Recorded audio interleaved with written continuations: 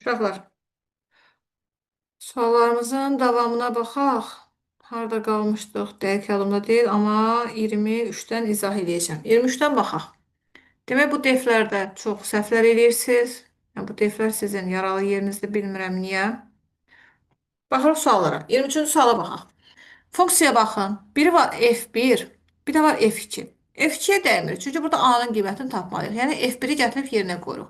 X-imiz 3, Y-imiz 4, Z-imiz də ki 2-dir. X kiçikdir Z-dən, 3 kiçikdir 2-dən. Xeyr, bu şərt ödəmədi. Çünki AND-dir. Hər iki tərəf true olmalıdır. Düşürəm elifə. Y böyükdür Z-dən. A, şərtin biri ödədir. Or. Mütləq ki, biri ödədirsə bəsimizdir. Y-i vururam 2-yə. 8. 8-dən çıxıram 2, 6. Aldıq mı A-ya 6. Tapdıq 6. İndi gəlib burada yerinə qoyuruq. F2-də 4, 5, 6. Yəni x 4'dür, y 5'dir, z də 6'dır.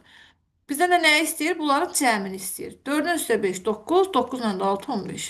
Bu qədər. Sadə. Sadə bir misaldır. Düşək, bu da yenə defdir. Baxın, 24-cü sualda defdir. Bizdə də baxın, A, 3, 5. Gəlir, A-ya 3, 5 qoyuruq. Bu tipdə qarışıq olanı biraz daha çox məncə siz bunu eləyə bilmirsiniz. Belədir. Görürsünüz, B funksiyasını gətirib A-nın tərkibinə yazıb. X bərabərdir 3-ə, Y bərabərdir 5-ə. X-imiz nədir? 3. 3-ün üstə gəlirəm A. B 3, 5.